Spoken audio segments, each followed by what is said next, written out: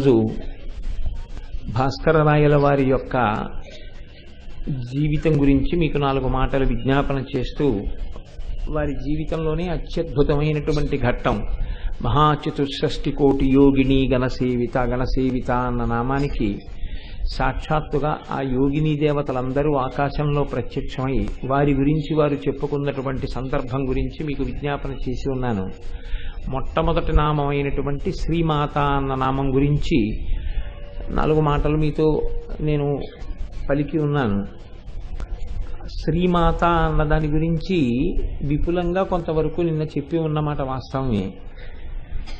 ఒక విషయాన్ని మీరు ఆలోచించండి. ఉపనిషత్తు ఒక మాట అంటుంది, యతోవా ఇమాని భూతాని జాయంతి, అంటే దేని నుండి ఈ సమస్తము ఉత్పన్నమైనదో, దేని నుండి అన్న మాట ఏది ఉందో అదే అమ్మవారు. యతోవా ఇమాని భూతాని జాయంతే, దేని నుండి పుట్టాయో ఆ ఉపనిషత్ వాక్యాన్ని మారిస్తే అదే శ్రీమాత. కాబట్టి దేని నుండి పుట్టాయని మీరు అనుకుంటున్నారో ఆమెయే శ్రీమాత. అసలు ఆ పుట్టుక ఇవ్వడం వెనక, మనందరినీ సృజించడం వెనకాతల కేవలం ఆవిడ యొక్క దయ మాత్రమే ఉంటుంది.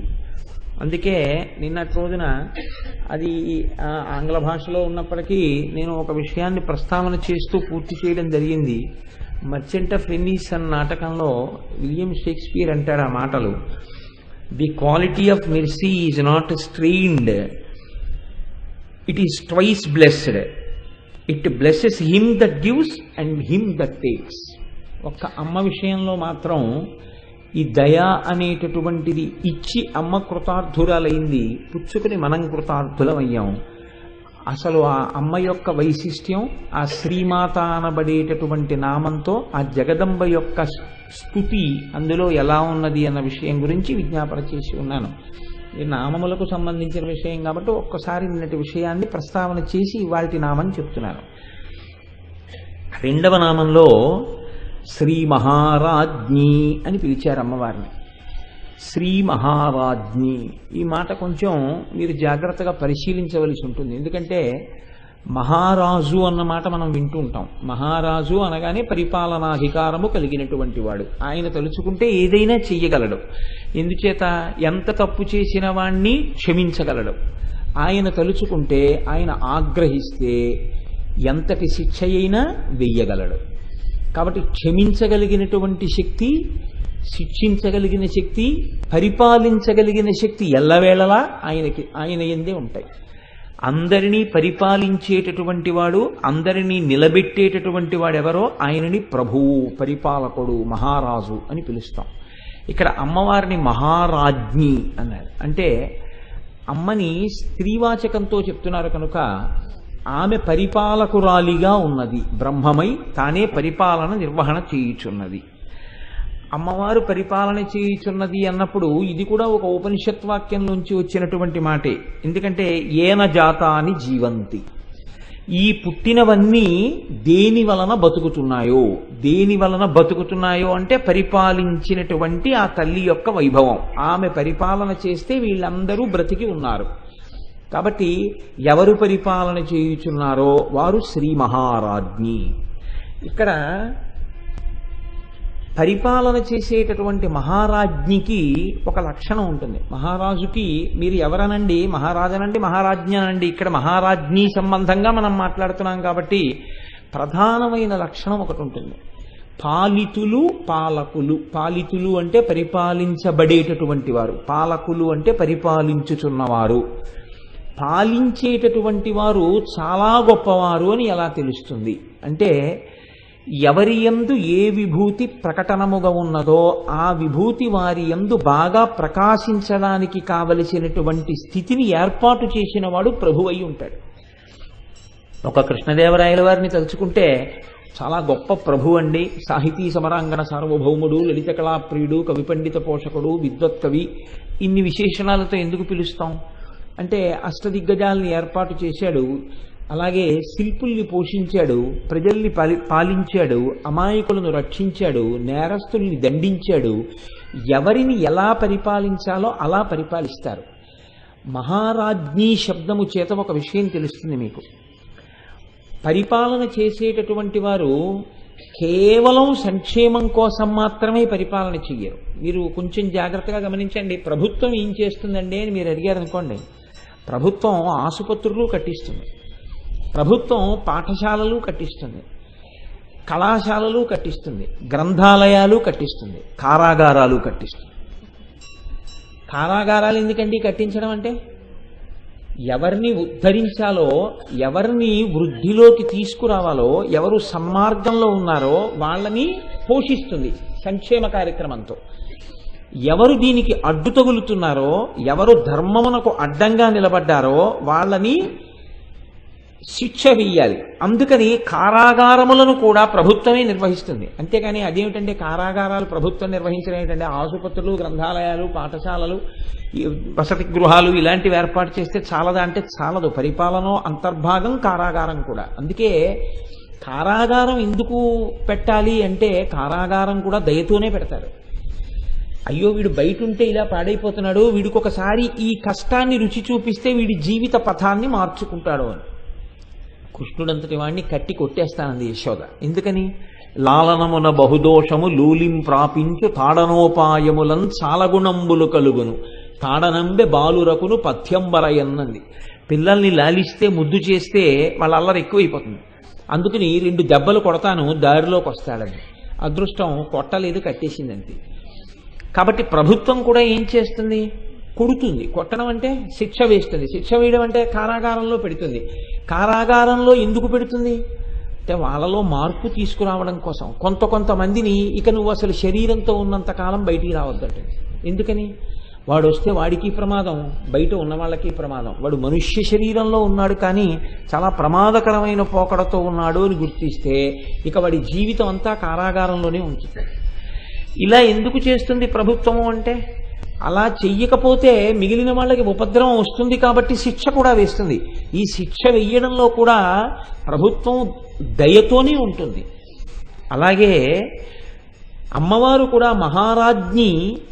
ఆమె ఎవరెవరిని ఉద్ధరించాలో, ఎవరెవరు భగవంతుడి పట్ల భక్తి కలిగి ఉన్నాడో, ఎవరెవరు భగవంతుడు చెప్పినటువంటి సూత్రముల ప్రకారము తన జీవితాన్ని గడుపుతున్నాడో అటువంటి వారిని వృద్ధిలోకి తీసుకొస్తుంది. మీరు ఆలోచించండి, మనకే ఒక ప్రభుత్వం అని ఉంది. అది మనం ఎన్నుకున్న ప్రభుత్వం, మనం ఓటేస్తే వచ్చింది ఆ ప్రభుత్వం. ఆ ప్రభుత్వం ఓ చట్టం చేసింది. ఆ చట్టం చేస్తే అదేమిటండి మీరు అలా చేశారంటే కుదరదు. ఒకసారి ఓటేసేసిన తర్వాత 5 ఏళ్ళు వాళ్ళు ఏమైనా చేస్తారు, మీరు భరించవలసిందే. వాళ్ళు చేసిన చట్టాన్ని ఏమంటే నేను వేయలేదండి వాళ్ళకి ఓటు, వాళ్ళెవరండి నాకు చట్టం చేయడానికి, నేను ఒప్పుకోనండి అన్నారు అనుకోండి, మీరు వేస్తే ఎంత వేయకపోతే ఎంత, ఎక్కువ మంది వేశారు మేము ప్రభుత్వంలో ఉన్నామని కారాగారంలో పెట్టేస్తారు. కాబట్టి ప్రభుత్వం చేసిన చట్టాలు, మనం ఎన్నుకున్న ప్రభుత్వం చేసిన చట్టాల యొక్క నియతికి మీరు లొంగకపోతే మిమ్మల్ని కారాగారంలో పెడుతున్నారు. ఈశ్వరుడు ఈ సమస్త బ్రహ్మాండములను సృష్టించాడు, మన్ని సృష్టించాడు. ఆయన ఒక నియతి పెట్టాడు. ఆ నియతియే వేదం. ఈ వేదం ప్రకారం నడుచుకో అన్నాడు. నేను వేదోల్లంఘనం చేస్తాను. ఇక్కడ దొరికినప్పుడు ఎలా శిక్ష వేస్తారో ఈశ్వరుడికి కూడా దొరుకుతాం ఒకనాడు. ఆ దొరికినప్పుడు ఆయన శిక్ష వేస్తాడు. ఇప్పుడు ఆ దొరకడం శిక్ష గురించి నేను మాట్లాడను, ఎందుకంటే ఇది పరమ పవిత్రమైన విషయం మాట్లాడుతున్నాను. అంతవరకు తెలుసుకుంటే చాలు. కాబట్టి ఇప్పుడు శ్రీ మహారాజ్ఞి కింద ఆవిడ ఏం చేస్తుంది అంటే, ఆవిడ రక్షణ చేస్తుంది, శిక్షలు వేస్తుంది. అక్కడతో సరిపోదు. మహారాజ్ఞి అన్న మాట చేత వేదాన్ని అనుసరించి జీవించేటటువంటి భక్తులైన వాళ్ళు, భగవంతుని పట్ల విశేషమైనటువంటి భక్తి తత్పరత కలిగినటువంటి వాళ్ళు, సామాన్యమైన స్థాయిలో ఉన్నటువంటి వాళ్ళ దగ్గర నుంచి ఎవరికి ఏ కోర్కె కోరుకున్నా ఆ కోర్కెలను తీర్చగలిగినటువంటి సమస్త శక్తులు తనయందే ఉన్నటువంటి తల్లి కనుక మహారాజ్ఞి శబ్దము అన్వయమైనప్పుడు ఆ తల్లికున్న మరొక పేరు కామకోటి. కంచి కామకోటి పీఠం, కంచి కామకోటి పీఠం అంటుంటాం. కామకోటి అంటే ఏమిటో తెలుసా అండి? కామము అంటే కోరిక. ఇప్పుడు నేనున్నాను, నేను ఇవాళ ఈ వేదిక మీదకి వస్తున్నప్పుడు ఎందుకు వస్తున్నాను ఈ వేదిక మీదకి? నా జీవితంలో లలితా సహస్రనామ స్తోత్రంలో 4 నామాల గురించి చెప్పుకుని నేను కొన్ని రోజుల పాటు నా జీవితంలో కొన్ని గంటలు ధన్యత పొందాలి అని ఇక్కడికి వస్తున్నాను. ఇప్పుడు నాకు ఒక కోరిక ఉందా లేదా? అది ఉత్తమమైన కోరిక, ఇంకో కోరిక పక్కన పెట్టండి. ఒక కోరిక ఉంది. ఇప్పుడు ఈ కోరిక ఉన్నప్పుడు ఈ కోరిక నాకు తీరాలి, లలితా సహస్రనామ స్తోత్రం గురించి 4 మాటలు చెప్పుకోగలిగినటువంటి శక్తి నా నుండి ప్రకటనమగుగాక. ఇప్పుడు ఈ శక్తి నాకు ఇస్తే కదా ప్రకటనమవుతుంది. ఎవరివ్వాలి ఆ శక్తిని? అమ్మవారు ఇవ్వాలి. కామకోటి, అక్కడ ఒక హద్దు. ఒక ఆయనకి 3 పూట్ల కాదు 6 పూట్ల తింటే బాగుండు. ఇప్పుడు ఆయనకి 6 పూట్ల తిన్నా జీర్ణం అయిపోతుంది. కామకోటి. ఇంకొక ఆయనకి తినేసి అలా తిరుగుతుంటే చాలు, కామకోటి. ఇంకొక ఆయనకి కాదు, మౌనంగా ఉండి తపస్సు చేసుకుని అంతర్ముఖుడై వచ్చే ప్రతిబంధకాలన్నింటినీ పక్కకి తోసి ధ్యానమునందు నిలబడి మనస్సుని ఏకాగ్రం చేసి అమ్మవారి పాదముల మీద పెట్టాలని కోరిక. ఇది తనే సాధించుకోగలిగితే మీరు నేను అందరం సాధిస్తాం. మనస్సు అంతర్ముఖం కాదు, చాలా కష్టం. ఇప్పుడు ఆయనకి ధ్యాననిష్ట నిలబడాలి. ఎవరు అనుగ్రహం ఉండాలి? కామకోటి. ఈ కోటి అంటే హద్దు. ఒక్కొక్కరి కోరికలోకి కొన్ని గుంపులు వస్తాయి, గణములు వస్తాయి. ఇలా తపస్సు చేసుకోవాలనుకున్న వాళ్ళ యొక్క గణములు. ఇందులో కొంతమందిని అమ్మవారు ఏం చేస్తుందంటే చెయ్యట్టుకుని దడి దాటిస్తుంది. ధ్యాననిష్ట కుదిరింది ఈయనకి. ఇప్పుడు కామకోటి. ఇంకొక ఆయనకి కోరిక ఏమిటి? అమ్మవారి దర్శనం చేసి 4 శ్లోకాలని రచన చెయ్యాలి, ఆసుగా నోటి వెంట వచ్చేయాలి. కామకోటి. ఆయన చేత కవి అనేటట్టుగా శక్తినిస్తుంది. వేరొకరికి మోక్షాన్ని పొందాలి, కామకోటి. కోటి అంటే హద్దు. మీరు ఏ చిన్న కోరిక కోరినా ఆ చిన్న కోరిక దగ్గర నుంచి మోక్షమనబడేటటువంటి స్థితి వరకు ఎన్ని హద్దులున్నాయో ఇన్ని హద్దులను దాటించి ఏ హద్దులలో ఉన్న వాళ్ళకి ఆ హద్దుల్లో ఆ స్థాయిల్ని బట్టి ఆయా కోర్కెలను తీర్చగలిగినటువంటి సమస్త శక్తులు కేంద్రీకృతమైనటువంటి అమ్మ పరిపాలకురాలిగా కూర్చుని వీటిని మీకు అనుగ్రహిస్తే ఆమె శ్రీ మహారాజ్ఞి. ఇప్పుడు లోకంలో ఎవరికైనా కోరిక తీరింది, ఏమిటి అదృష్టం? అమ్మవారి అనుగ్రహాన్ని పొందాడు. మీరు సంకల్పం చేయడం తేలికండి. ఇదే నేను తరచు మాట్లాడుతుంటాను. సుందరకాండలో సీతమ్మ అంటుంది, కచ్చిత్ పురుషకారంచ దైవంచ ప్రతిపద్యతే అని అడుగుతుంది. రాముడు తన ప్రయత్నం తాను చేస్తూ దైవాన్ని మర్చిపోలేదు కదా అంటే. చాలా మంది దగ్గర వచ్చేటటువంటి పెద్ద ఇబ్బంది ఎక్కడ ఉంటుందంటే, తమకి ఉన్నటువంటి వనరులను దృష్టిలో పెట్టుకుని ఈ పని నేను చేసేస్తాను అంటాడు.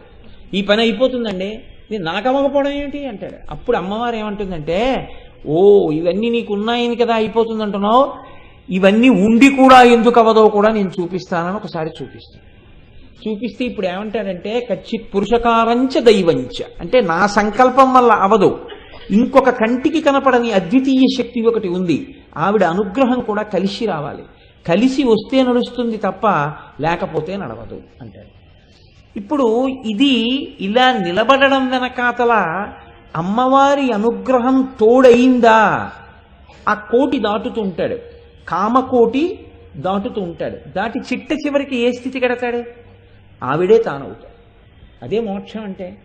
మోక్షం అంటే తనని తాను గుర్తిరిగి స్వస్వరూపముతో నిలబడిపోవడమే, ఆత్మస్వరూపంగా. అది కనపడకుండా ఒక తెర అడ్డుపడుతోంది, ఆ తెర ఎవరు తీయాలంటే అమ్మవారే తీయాలి.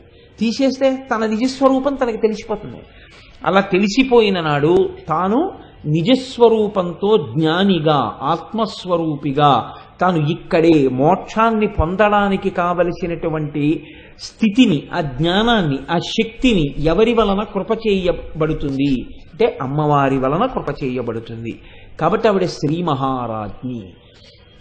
అందుకే లోకంలో మీరు గమనించి ఉంటారు, ఏది జరగనివ్వండి తెల్లవారకట్ట ఉపాసన దగ్గర నుంచి అన్ని అమ్మతనంతో ముడిపడిపోయి ఉంటాయి. మీరు చూడండి, లోకంలో మనకి తెలియకుండానే ఒక నానుడి వాడుతుంటాం. ఏమండి ఈ మధ్య మీరు చాలా తక్కువ తింటున్నారేంటి అని అడిగారు అనుకోండి, ఏమిటోనండి షుగర్ వచ్చిందంటాడు. షుగర్ అంటే ఏమైందండి, ఎందుకు తినకూడదు షుగర్ వస్తే అన్నారు అనుకోండి, ఇప్పుడు నా ప్యాంక్రియాస్ ఇన్సులిన్ రిలీజ్ చేయట్లేదండి అంటాడు. మరి ఇన్నాళ్ళు ప్యాంక్రియాస్ ఇన్సులిన్ ఎందుకు రిలీజ్ చేసింది అంటే, ఇన్నాళ్ళు నువ్వు ఎంత తిన్నా అది జీర్ణమై రక్తంలో కలవడానికి కావలసినంత ఇన్సులిన్ లోపల ఉన్నటువంటి ప్యాంక్రియాస్ చేత విడుదల చేయించిన కంటికి కనపడని శక్తి ఇవాళ నువ్విక అంత తినవద్దు అని శాసనం చేసింది. అదే వైద్యో నారాయణో హరిహి.